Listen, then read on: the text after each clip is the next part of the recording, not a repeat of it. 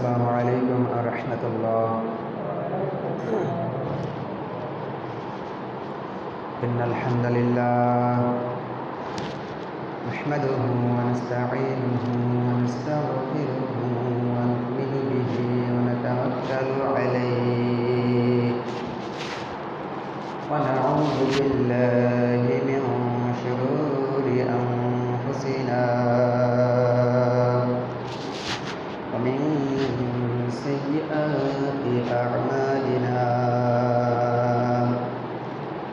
من يهد الله فلا مضل له ومن يضلل فلا هادي له وأشهد أن لا إله إلا الله وأن محمدا عبده ورسوله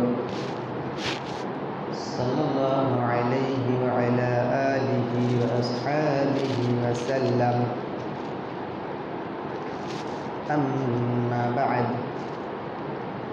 فيا أيها المسلمون، قال الله تعالى في كلامه المجيد وفي الفرقانه الحميد: وما أرسلناك إلا كافة للناس بشيرا ونذيرا.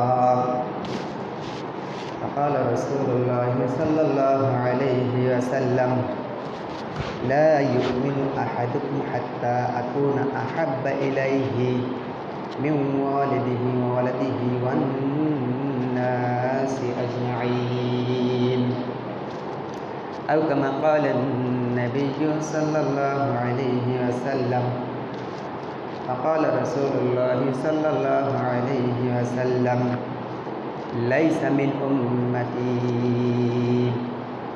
من لم يذل كبيرنا ولا يرحم صغيرنا ويعرف لعالمنا حقه، أو كما قال النبي صلى الله عليه وسلم. فقال الله تعالى في آية الأخرى: إن الله ملائكته يصلون على النبي يا أيها الذين آمنوا صلوا عليه وسلموا تسليما. اللهم صل على سيدنا مولانا محمد وعلى آل سيدنا مولانا محمد. اللهم صل على سيدنا مولانا محمد وعلى آل سيدنا مولانا محمد. هنا يفوت بلبل کا ترنم بھی نہ ہو، جمن دہر میں کلیوں کا تبسم بھی نہ ہو. اللهم صل على سيدنا مولانا محمد وعلى آل سيدنا مولانا محمد. আলহামদুলিল্লাহ, সমস্ত প্রশংসা আল্লাহ সুবহানাহু ওয়া তাআলার, যিনি আমাদেরকে দুনিয়ার সমস্ত কার্যক্রম থেকে ফারিক করে এই পৃথিবীর সর্বশ্রেষ্ঠ জায়গা, পবিত্র স্থান, আল্লাহর ঘর মসজিদে আসার বসার তৌফিক করে দিয়েছেন। এই জন্য আমরা শুকরিয়া আদায় করি, আলহামদুলিল্লাহ। সম্মানিত উপস্থিতি, আমি আপনাদের মাঝে প্রায় 1 বছর 11 মাস, আজকে ধরে 18 দিন চলতেছে। 2 বছর থেকে 12 দিন দূরে। এর আগে আমার ইমামতি করার কোনো অভিজ্ঞতা ছিল না। এর আগে আমি অনেক চাকরি করেছি, লেখাপড়া করেছি। এখানেই ইমামতির শুরু। তো এর আগে মাদ্রাসায় পড়েছি, প্রাইমারি স্কুলে পড়েছি, আলিয়া মাদ্রাসায় পড়েছি, কওমি মাদ্রাসায় পড়েছি। এরপরে ঢাকা ইউনিভার্সিটির আন্ডারে বাংলা কলেজ থেকে অনার্স করেছি, শাহ আলী কামিল মাদ্রাসা থেকে কামিল করেছি। মোটামুটি বাংলাদেশের শিক্ষা যে জগৎ, যে খাতগুলা, প্রধান 3টা খাত, মাদ্রাসা জগতের 2টা খাত, আলিয়া মাদ্রাসা, কওমি মাদ্রাসা। এরপরে স্কুল জগতের primary school, higher educated section, university, সেখানে লেখাপড়া করিয়া এরপরে আমি আমার সংক্ষিপ্ত জীবনে বাংলাদেশের বিভিন্ন স্থানে যদ্দূর গিয়েছি, ঘুরেছি এবং আল্লাহর রহমতে সৌদি আরব গিয়েছি, হজ করেছি। এরপরে এক কায়দায় বেকায়দায় দুবাইও ঘুরে আসার সুযোগ আল্লাহ আমাকে দিয়েছেন। এরপরে আমি দীর্ঘ প্রায় 10টি বছর হজ অফিসে চাকরি করেছি। এরপরে বিভিন্ন কোম্পানিতে চাকরি করেছি। এরপরে দীর্ঘ প্রায় 2.5 থেকে 3 বছর প্রায় শিক্ষা খাতের সাথে যুক্ত, এডুকেশন সেকশনের সাথে যুক্ত আমি। আর পাশাপাশি এই 1 বছর 11 মাস 18 দিন এই মসজিদের সাথে যুক্ত আছি। তো আমার এই দীর্ঘ এই যে চলাফেরা, ছোটোকাল থেকে বড়কাল, কৈশোর, এখন যৌবনে পদার্পণ করেছি। আমার জীবনে নানান জায়গায় নানান মসজিদের ইমামের পেছনে ইক্তিদা করেছি, তাবলিগের সাথে সময় লাগিয়েছি, ইজতেমায় গেছি এবং বিভিন্ন ইসলামিক স্কলার ব্যক্তিবর্গের বিভিন্ন সময়ের বিভিন্ন বয়ান বক্তৃতা শুনেছি, বিভিন্ন লেখকের লেখনী পড়েছি এবং একাডেমিক শিক্ষার যেই পাঠ্যপুস্তকগুলা সেগুলো আমি পড়েছি। ইংরেজি পড়ার চেষ্টা করেছি, আরবি ভাষা শেখার চেষ্টা করেছি। এই নানান জীবনের অভিজ্ঞতার আলোকে আর এই 2 বছর অভিজ্ঞতার আলোকে ইসলামকে যতটা জানার বোঝার চেষ্টা করেছি, চেষ্টা করতেই থাকতে হবে। আসলে ইলম জন্ম থেকে শুরু করিয়া মৃত্যুর আগ পর্যন্ত দ্বীনি ইলম অর্জন করে যেতে হবে। এতটুকু বয়সে যে ইলম অর্জন করেছি আর আপনাদের মাঝে প্রায় 2 বছর থেকে 12 দিন দূরে বিভিন্ন সময় বিভিন্ন ধরনের কোরআন হাদিসের কথা বলতে বাধ্য। তার কারণ ইমামতি করতে হলে স্বেচ্ছাই হোক, ইচ্ছাই হোক, অনিচ্ছাই হোক, 2-4টে কথা বলতে হবে। আর একই কথা বারবার বলা আসলেও হয় না। বিভিন্ন ধরনের বিভিন্ন আঙ্গিকে বিভিন্ন বিষয়বস্তুর উপরে বিভিন্ন সময় বিভিন্ন প্রেক্ষাপটে কথা রাখতে হয়। এটা হচ্ছে পরিস্থিতির দাবি, সময়ের দাবি। তার কারণ হচ্ছে আরবি 12টি মাস, মুহররম থেকে শুরু করিয়া জিলহজ পর্যন্ত এই যে 12টি মাস, 12টি মাসের বিভিন্ন দিনে বিভিন্নখানে বিভিন্ন সময় বিভিন্ন ধরনের ইবাদত বন্দিগি দিয়ে বছরগুলা সাজানো। সেই ক্ষেত্রে একই বয়ান, একই বক্তব্য সবসময় দেওয়া হয় না। বিভিন্ন সময় বিভিন্ন ধরনের বয়ান বক্তৃতা করা লাগে। যেমন রোজার দিনে রোজা রাখতে হবে, রোজার কথা বলতে হবে, এটাই স্বাভাবিক। মুহররম মাস, মুহররম মাসে আশুরার কথা বলতে হবে। মুহররম মাস সম্পর্কের, হিজরি সন সম্পর্কের ঐতিহাসিক ঘটনাগুলা, ইতিহাস, এগুলো বলার প্রয়োজন। রবিউল আওয়াল মাসে আল্লাহ রাসূল সাল্লাল্লাহু আলাইহি ওয়াসাল্লামের সিরাত সম্পর্কের কথা, এগুলো বলা প্রয়োজন, বলতে হয়। রজব মাস, তার সম্মান ইজ্জত সম্পর্কে কথা বলার প্রয়োজন, কোরআন হাদিসে আসে, সেটা বলতে হয়। শাবান মাসের গুরুত্ব, ফজিলত, এগুলো কোরআন হাদিসে বর্ণিত আছে, এগুলো আমাদের বর্ণনা করতে হয়, বলতে হয়। এটা বলা আমাদের একান্ত দায়িত্ব এবং কর্তব্য। এই দীর্ঘ 2 বছরের অভিজ্ঞতায় প্রায় 50 থেকে 50-এর ঊর্ধ্বে বিষয়বস্তু সম্পর্কে হয়তো আপনাদের মাঝে কথা রেখেছি। প্রায় 50টা বিষয়ে নানান সময় নানান বিষয় করতে গিয়ে আমি একটি আনুমানিক হিসাব করেছি, প্রায় 50টি বিষয়ে আলোচনা করেছি এই 2টি বছরে।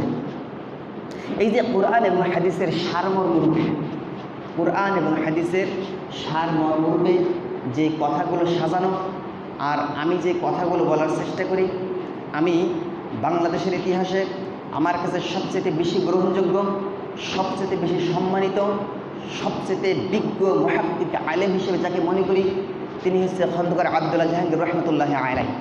তার জীবনের যত বক্তৃতা বয়ান আমি শুনেছি, তার বয়ান বক্তৃতার ভিতরে কোনরূপ হিংসার কোনো লেশমাত্র আমি দেখিনি। তার লিখিত যত বই আমি পড়েছি, তার লিখিত বইয়ের ভিতরে কোনো ধরনের জাল হাদিস আমি পাইনি, কোনো ধরনের উদ্ভট কথা আমি পাইনি। সেক্ষেত্রে একজন সচেতন শিক্ষিত মানুষ হিসেবে মসজিদের যত খতিবগণ আছেন, আমার মনে হয় খন্দকার আব্দুল্লাহ জাহাঙ্গীর রহমতুল্লাহ আলাইহির লিখিত বইগুলো পড়া একান্ত জরুরি কর্তব্য, এবং তার লেখা খুতবার বই একান্ত জরুরি এবং কর্তব্য বলে আমি মনে করি। আমি আমার ব্যক্তিগত জীবনে কোরআন হাদিসের প্রত্যেকটা আয়াত, প্রত্যেকটা কথা বাণী মুসলমানের জন্য একান্ত জরুরি কর্তব্য মানা প্রয়োজন। কিন্তু মৌলিক কিছু কিছু কথা আছে, এগুলো কথার উপরে আমল করলে মুসলমানের জিন্দিগিতে ইবাদত বন্দেগী সহজ হয়। তদ্রূপভাবে আমি যখন বুঝতে শিখেছি, হাদিস পড়া শুরু করেছি, মেশকাত শরীফ দিয়ে হাদিস পড়া শুরু হয়। যখন কোনো মাদ্রাসার ছাত্র, আলিয়া মাদ্রাসার হোক, কওমি মাদ্রাসার হোক, কওমি মাদ্রাসার মেশকাত জামাতে মেশকাত পড়ানো হয়, আর আলিয়া মাদ্রাসায় ক্লাস 9 থেকে মেশকাতের পড়া শুরু হয়ে যায়। তো মেশকাত শরীফের হাদিস যখন আমি পড়া শুরু করেছিলাম, তখন আমার কাছে একটি হাদিস মনে হয় বেশি আমার মোড়টা ঘুরিয়ে দিয়েছে, জীবনের মোড়। তার কারণ হচ্ছে, যখন হাদিস পড়া হয়নি, ইসলাম শিক্ষা অনেকাংশ ডিপেন্ড করেছিল বিভিন্ন ওয়াইজের কাছ থেকে, বিভিন্ন আলেমের কাছ থেকে বয়ান বক্তৃতার মাধ্যমে, বিভিন্ন ঘটনা, পীর আউলিয়ার ঘটনা, হুজুরদের বুজুর্গের ঘটনা। এটাই ইসলামের মূল শিক্ষার কেন্দ্র হিসেবে মনে করেছিলাম। কিন্তু পরবর্তী যখন আমি হাদিস পড়লাম, আল্লাহ রসুল সাল্লাল্লাহু আলাইহি ওয়াসাল্লাম হযরত জাবের রাদিয়াল্লাহু তাআলা আনহুকে বললেন, ও জাবের, আমি তোমাকে ইয়ামিনের গভর্নর হিসেবে নিযুক্ত করতে চাই। তোমাকে ইয়ামিনের গভর্নর হিসেবে নিযুক্ত করা হলো। তুমি এই গভর্নরের দায়িত্ব পালন করতে গিয়ে কোনো বিষয়ের ফায়সালা, কোনো বিষয়ের সিদ্ধান্ত নিতে গিয়ে তুমি সর্বপ্রথম কী কাজটা করবে? তখন হযরত জাবের রাদিয়াল্লাহু তাআলা আনহু আল্লাহ রাসূল সাল্লাল্লাহু আলাইহি ওয়াসাল্লামকে বলেছেন, ইয়া রাসূলুল্লাহ সাল্লাল্লাহু আলাইহি ওয়াসাল্লাম, আমি আমার রাষ্ট্রীয় কার্যক্রম, ব্যক্তিগত কার্যক্রম, মুসলিম উম্মার সিদ্ধান্ত সর্বপ্রথম আমি খুঁজব কোরআন থেকে। আল্লাহ রাসূল সাল্লাল্লাহু আলাইহি ওয়াসাল্লাম বললেন, যদি কোরআন এই সিদ্ধান্ত, এই ফয়সালা না পাও, তবে তুমি কি করবে? হযরত জাবের রাদিয়াল্লাহু তাআলা আনহু বললেন, ইয়া রাসূলুল্লাহ সাল্লাল্লাহু আলাইহি ওয়াসাল্লাম, আমি যখন কোরআনে এই সিদ্ধান্ত খুঁজে না পাবো, আমি আপনার সুন্নাতের ভিতরেই আমি এই ফয়সালা, এই মাসআলা উদ্ভব করার চেষ্টা আমি করব। তখন আল্লাহ রাসূল সাল্লাল্লাহু আলাইহি ওয়াসাল্লাম বলেছেন, ও জাবের, যদি তুমি আমার সুন্নাতের ভিতরে এই বিষয়ের ফয়সালা না পাও, তবে তুমি ফয়সালা কোথা থেকে নেবে? তিনি বললেন, আমি কোরআনে ফয়সালা না পাইলে, আপনার সুন্নাতের ভিতরে ফয়সালা যদি না পাই, কোরআন এবং হাদিসের এর ভিত্তিক, নমুনা ভিত্তিক কিয়াস করে আমি সেই সমাধানটা করে নিব। আল্লাহ রাসূল সাল্লাল্লাহু আলাইহি ওয়াসাল্লাম তার প্রশ্নের উত্তরে প্রতি প্রশ্ন করলেন, ও জাবের, যদি তুমি এটাও সমাধান না পাও, তবে তুমি কিভাবে সমাধানটা করবে? তখন জাবের রাদিয়াল্লাহু তাআলা আনহু বললেন, ইয়া রাসূলুল্লাহ সাল্লাল্লাহু আলাইহি ওয়াসাল্লাম, আমার প্রশ্নের সমস্যার সমাধান যদি কোরআন হাদিস কিয়াস করে না পাই, তবে আমার মুসলিম উম্মার কাছ থেকে পরামর্শ নেব, যার নাম হচ্ছে আজমাউল উম্মাহ। এই আজমাউল উম্মাহ, উম্মতের পরামর্শের ভিত্তিতেই ইসলামিক কার্যক্রম, ইসলামের যত ধরনের সেক্টরের কার্যক্রম, এগুলো আমি পরিচালনা করব।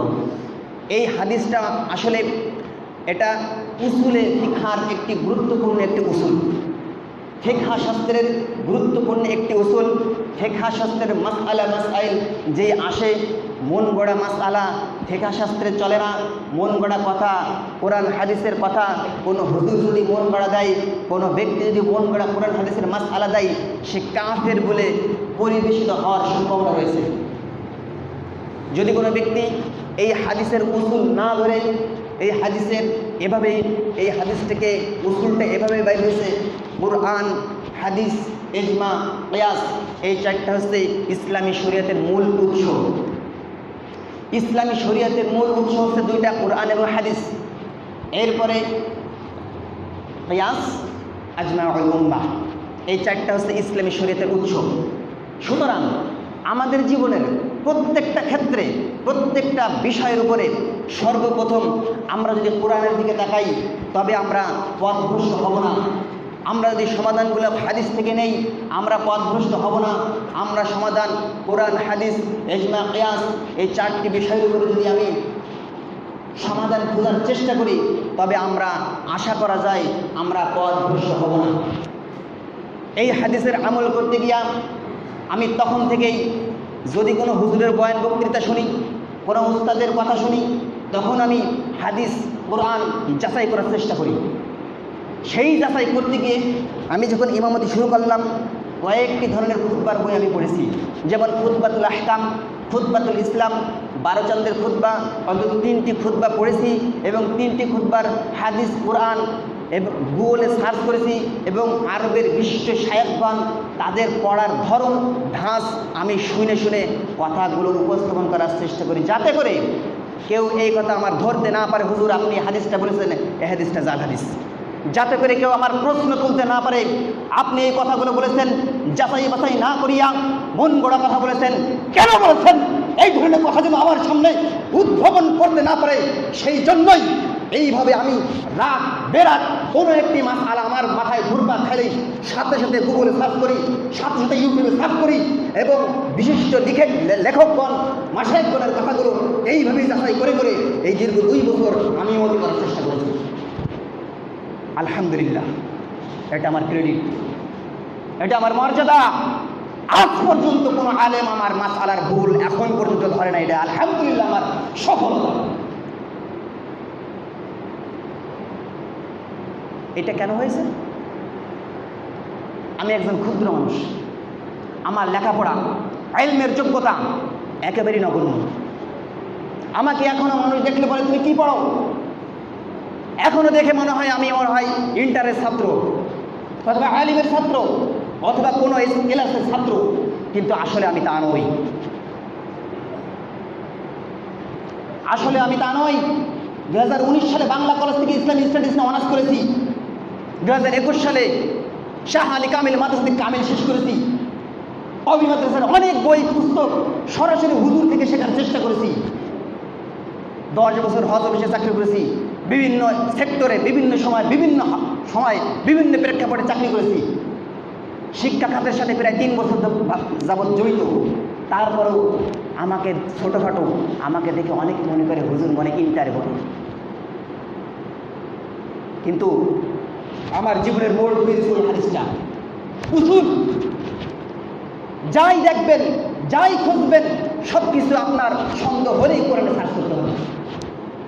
এটাই হচ্ছে প্রকৃত মুমিন হওয়ার জন্য, হেদায়েত পাওয়ার জন্য এটাই উপযুক্ত মাধ্যম। তার কারণ আমাদের সমাজে যত ধরনের বক্তাগুণ আছেন, অধিকাংশ বক্তা 90% বক্তা আমার মনে হয় জাল হাদিস বর্ণনা করেন, বিভিন্ন কেসে কাহিনী দিয়ে ওয়াজ দিয়ে ভরপুর করে থাকেন। যেদিন থেকে আমি হাদিসটা পড়েছি সেদিন থেকেই কোনো হুজুরের কথা অন্ধভাবে বিশ্বাস করি না, কোনো হুজুরের কথা অন্ধভাবে বিশ্বাস করি না, কোনো আলেমের কথা অন্ধভাবে বিশ্বাস করি না। যখনই আমার কোনো কথার সন্দেহ তৈরি হয়ে যায় সাথে সাথে আমি হাদিস ঘাটাঘাটি করা শুরু করে দিই, সাথে সাথে কোরআনের আয়াত ঘাটাঘাটি করা শুরু করে দিই।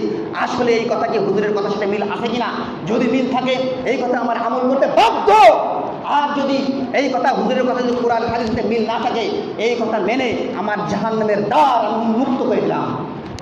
সুতরাং আমাদের প্রত্যেকটা ক্ষেত্র, প্রত্যেকটা জায়গা, প্রত্যেকটা মুহূর্ত কোরআন, হাদিস, ইজমা, কিয়াস এই 4টা শরীয়তের মূল উৎসর বাইরে গিয়ে আপনি যখনই জীবনযাপন করার চেষ্টা করবেন তখনই আপনি পথভ্রষ্ট হবেন, তখনই সমস্যার সম্মুখীন হবেন, তখনই জাহান্নামের দ্বার আপনার জন্য উন্মুক্ত হয়ে যাবে। সম্মানিত উপস্থিতি, আমি আপনাদের সামনে কোরআনের একটি আয়াত তেলাওয়াত করেছিলাম। সে আয়াতটা হচ্ছে ওমা আরসালনাকা ইল্লা কাফাতান লিন-নাসি বাশীরাও ওয়া নাযীরা।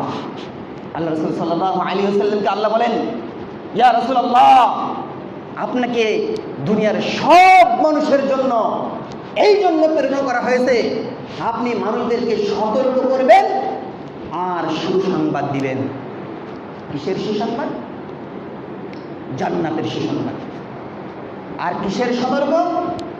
জাহান্নাম থেকে জাতিকে সতর্ক করবেন।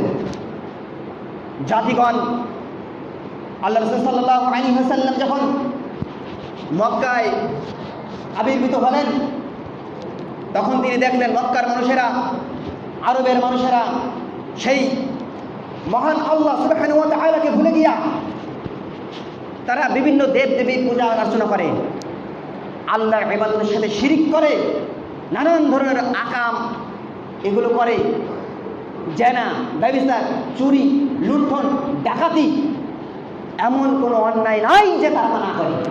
আল্লাহ রাসূল সাল্লাল্লাহু আলাইহি ওয়াসাল্লাম দেখে চিন্তিত হয়ে গেলেন। হায় হায় হায়, এই জাতিকে কিভাবে উদ্ধার করব? এই জাতি স্পষ্ট ভুলের মধ্যে রয়েছে, এই জাতিকে রক্ষা করব কিভাবে? বিভিন্ন চিন্তা ভাবনা করিয়া, বিভিন্ন সময় বিভিন্ন ধরনের হিলফুল হুজুর নামক সংগঠন করিয়া যুব সমাজদেরকে ভালো পথে আহ্বানের মাধ্যমে বিভিন্ন সময় বিভিন্ন ধরনের পদক্ষেপ তিনি হাতে নিয়েছিলেন। লাস্ট পর্যায়ে তিনি তিনার নবুয়ত পাওয়ার আগ মুহূর্তে তিনি হেরা গুহায় ধ্যানে মগ্ন থাকলেন। সত্য খোঁজার চেষ্টায়, উম্মতের বাঁচানোর চেষ্টায় তিনি হেরার পর্বত কোথায়? আল্লাহ সুবহানাল্লাহ। আমি তো যুবক মানুষ, ছোট মানুষ, এখনো মাঝে মাঝে মোটা মানুষ দেখলে একটু টিটকেরি মিটকেরি করি যে মোটা মানুষ কি কষ্ট। হা, একটা মানুষ যদি আবড়ায় দৌড়তে পারবে না। আর আমি চিকুন মানুষ, ফালায় ঘুরে দৌড়ে দৌড়ে আনাচে গানাচে চলে যেতে পারবে, মোটা মানুষটা পারবে না। আজ থেকে প্রায় 6 বছর আগে সৌদি আরব গিয়েছিলাম হজ করার জন্যে। জিয়ারায় গিয়েছিলাম, মিনা, আরাফা, মুজদালিফা, বিভিন্ন ঐতিহাসিক স্থান দেখিয়া লাস্ট পর্যায়ে এসেছিলাম হেরা পর্বতের চূড়ায়। পর্বতে এসেছিলাম কত দেশে, এসি গাড়ি থেকে নামছি। নাইমে অত্যন্ত আবেগপ্রবণ লোক পাহাড় দেখে আর স্থির থাকতে পারলেন না, দৌড় মারলেন। আমিও তাদের মতোই হেরা পর্বতের দিকেই অগ্রসর হইলাম। এসি গাড়ির ভিতরে বাইর হইয়ে শরীর লেগে এক পুরো আসুন। তখন মনে হয় 11টা বাজে হয়তো বেলা, রোদ কি আগুন, তাপ উত্তাপ। আমি যাচ্ছি আর গায়ে ধরে গেছে আগুন গরম। আমি চিন্তা করলাম কি হায় হায় হায়, এখন আমার আর সম্ভব না, আমি ফিরে যাই বাসের মধ্যে, ওই জায়গায় যাই, আমি পারবো না। হিম্মত হলো না আমার। প্রচন্ড আবেগ থাকার সত্ত্বেও আমি হেরা পর্বতে ওঠার সাহস আমার হলো না। আমি ফিরে বাসের মধ্যে আসলাম। কিন্তু মুহাম্মদ রাসূলুল্লাহ সাল্লাল্লাহু আলাইহি ওয়াসাল্লাম জাতির মুক্তির লক্ষ্যে, জাতিকে হেদায়েত আনার লক্ষ্যে, আল্লাহর ঐশী পায়গাম পাওয়ার লক্ষ্যে, জাতিকে বাঁচানোর জন্য তিনি হেরা পর্বতের গুহায় ধ্যান মগ্ন ছিলেন। তাহলে আমাদের মেহনত আর তার মেহনত কোথায় আকাশ আর পাতাল পার্থক্য? তিনি সেখানে হেরা পর্বতের গুহায় ধ্যান মগ্ন থাকলেন, আর আমার মতো খেজুর ওই পদত্তে যাওয়ারও একটু হিম্মত করল না। তাহলে কি কষ্টটাই তিনি করেছেন, কি কষ্টটাই তিনি করেছেন। জাতিকে বোঝানোর চেষ্টা করেছে, ও জাতি, যা করতেছো ভুল করতেছো, যেই পথে চলতেছো এই পথ জাহান্নামের পথ, এই পথে আর চলা যাবে না। যা করতেছে এইগুলো আর করা যাবে না। ও জাতি, আল্লাহর সাথে শরীক করা যাবে না। ও জাতি, কুলু লা ইলাহা ইল্লাল্লাহ তুফলিহু। ও জাতি, তোমরা আল্লাহকে এক হিসেবে মেনে নাও, আল্লাহর গোলামি মেনে নাও, আল্লাহর ইবাদত করো, তবে তোমরা সফল কাম হয়ে যাবে। যদি তোমরা আল্লাহকে ইলাহ এক হিসেবে মেনে নাও, আল্লাহর কথা মেনে চলো, তবে তোমরা পাবে জান্নাত। আর যদি তোমরা তা না করো, তোমাদের স্থান হবে জাহান্নাম। এই যে আল্লাহ রাসূল সাল্লাল্লাহু আলাইহি ওয়াসাল্লামকে এই জন্য প্রেরণ করলেন, কেন? তিনি উম্মতদেরকে জান্নাতের সুসংবাদ দিবেন আর জাহান্নাম থেকে বাঁচানোর জন্য সতর্ক করবেন। আজকে সেই নবী নাই। নবী কি দুনিয়ায় জীবিত আছেন? নবী তো দুনিয়ায় জীবিত নাই। আল্লাহ রাসূল সাল্লাল্লাহু আলাইহি ওয়াসাল্লাম বলে গেলেন, ও উম্মতেরা, আমি চিরদিন থাকবো না, আমার অনুপস্থিতি থাকবে আলিমরা। ইন্নামাল উলামা ওয়ারাসাতুল আম্বিয়া। আলেম উলামাগণ হচ্ছে নবী রাসূলদের উত্তরাধিকারী ওয়ারিস। তাদের কাজটা কি? আলেম ওলামার কাজটা কি? আলেম ওলামার কাজ সেই নবী যে দায়িত্ব দিয়ে গেছেন সেই কাজ। আলেম ওলামাও উম্মতদেরকে, উম্মত যখন ভুল পথে অগ্রসর হবে তখন আলেম ওলামাগণ উম্মতদেরকে বলে, ও উম্মত, ও জাতি, আল্লাহ রাসূল সাল্লাল্লাহু আলাইহি ওয়াসাল্লাম যেমন কোরআন হাদিস ভোলার কারণে আল্লাহ ভোলা মানুষদেরকে আল্লাহর হেদায়েত দেখা দিয়েছিলেন, আজ সেই দায়িত্ব আলেম ওলামাগণ পালন করে। ও জাতি, তোমরা ভুল পথে অগ্রসর হচ্ছ, ফিরে আসো, ফিরে আসো। তাআলাউ মা আনজালাল্লাহ, তোমরা আল্লাহর দিকে ফিরে আসো। যেই বিধান আল্লাহ নাজিল করেছেন সেই বিধান তোমরা মেনে নাও। যদি তোমরা সেই কোরআন আল্লাহর বিধান মেনে নাও, আল্লাহ রাসূলের সুন্নাত মেনে নাও, তবেই তোমরা হেদায়েতের রাস্তার সিঁড়িতে উঠতে পারবা। যদি তোমরা কোরআন হাদিস না মানো, আল্লাহ রাসূলের সুন্নাত না মানো, তবে তোমরা যে রাস্তা দিয়েছো সেই রাস্তা জাহান্নামের রাস্তা। এটাই হচ্ছে আলেমদের, উম্মতদের, আলেমদের। এই কথা বলতে গেলে বিভিন্ন সময় বিভিন্ন মানুষের গায়ে ধরে জ্বালা। যারা জাহান্নামের রাস্তায় উঠেছে তারা কয়, হুজুর কি এবার কথাবার্তা কয়, আলাদা আলাদা কথা কয়। যেমন আল্লাহ রাসূল সাল্লাল্লাহু আলাইহি ওয়াসাল্লামকে বলেছিলেন, ও মুহাম্মদ, তুমি আমাদের কলিজার টুকরা, তুমি যদি আকাশের সূর্য চাও তোমাকে সূর্যটা এনে দিব, তুমি যদি আকাশের চাঁদ চাও চাঁদ এনে দেবো, তোমাকে সবচেয়ে সুন্দরী নারী রমণী তোমার পদতলে আমরা হাজির করব, তোমাকে দেশের বাদশা বানাবো। তোমরা এই ধরনের কথাবার্তা কইয়ে না। তোমরা যে আমার ইলাহের বিরুদ্ধে কথা কাও, 360টা মূর্তির পূজা করি, এর বিরুদ্ধে কথা কাও, তাকে আমাদের গায়ে ধরে জ্বালা। ও মুহাম্মদ, এই ধরনের কথা কইও না ভাতিজা।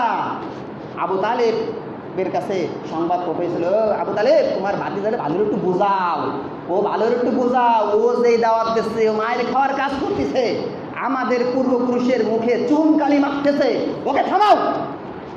ওর জন্য নারী লাগলে নারী দেবো, প্রধানমন্ত্রিত্ব চাইলে নেতৃত্ব চাইলে নেতৃত্ব দেবো, ধন সম্পদ যা চাই তাই দেবো, কিন্তু ওকে থামাও। ওর এই দাওয়াত দেওয়ার দরকার নাই, আমাদের ধর্মের মুখে লাগে চুনকালি। সেই নবীওয়ালা কাজের দায়িত্ব হচ্ছে ওলামাদের। ওলামাগণের কাজ হচ্ছে বাড়ি বাড়ি খাওয়া আর বড় বড় বুড়ি বানানো। যেই হুজুর বাড়ি বাড়ি খাবে, বড় বড় বুড়ি বানাবে, সেই হুজুর সব থেকে ভালো ভালো হুজুর। আর যেই হুজুর যখন উম্মত জাহান্নামের দিকে অগ্রসর হয়, যখন বলে কাকা ভাই এটা জাহান্নামের রাস্তা, কোরআন হাদিসের দিকে ফিরে আসতে হবে, তখন আর ভালো লাগে না। কেন ভালো লাগে না? ভালো লাগে না এই কারণে, যেমন ভালো লাগে না চুরি করা হারাম। যে চুরির মজা পাইছে তার যদি কয় ভাই চুরি করা হারাম, তার ভালো লাগবে? ঘুষ খাওয়া হারাম, যে ব্যক্তি ঘুষ খাওয়ার অভ্যাস তৈরি হয়ে গেছে, খাতি খাতি বুড়ি হয়ে গেছে, তার যদি কয় ঘুষটা হারাম, তাহলে তো খারাপ লাগবে না? এই জন্য ওলামাগণ, হেদায়েতপ্রাপ্ত ওলামাগণ যখন কোরআন হাদিস দিয়ে দাওয়াত দেয়, আমাদের সেই দাওয়াত গ্রহণ করা উচিত। আর ওলামা করমের ভিতরে ভুল ভ্রান্তি থাকলে ওই ওলামার কথা অন্ধভাবে বিশ্বাস করা যাবে না, তার কথা অবশ্যই অবশ্যই কোরআন হাদিসে সার্চ করতে হবে, যাচাই করতে হবে। আজকের যুগে সব কিছু সহজ, আপনি গুগলে সার্চ করেন পাই যাবেন, ঠাস করে পাই যাবেন। বর্তমানে যুক্ত হয়েছে এআই, যে কোনো একটা মাসলা লিখে সার্চ দিবেন বাংলায়, এআই আপনার উত্তরটা দিয়ে দিবে। কিন্তু এআইয়ের উত্তরে আপনার ডিপেন্ডেন্ট হবেন না, এআই উত্তরে অনেক ভুল থাকে, এগুলো সঠিকভাবে গ্রহণযোগ্য লিখিত ইমাম আবু হানিফা রহমতুল্লাহ আলাইহির লিখিত গ্রন্থগুলো আপনারা সার্চ করবেন।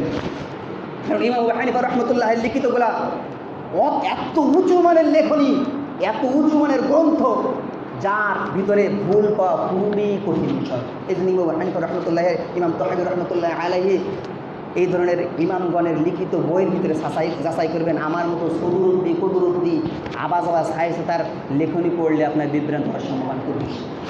এই জন্য আমাদের ফিরে আসতে হবে কোরআনের দিকে, আল্লাহ রাসূলের সুন্নাতের দিকে। আমার ব্যক্তিগত কথা এখন বলুন, নামাজের পরে বলবো।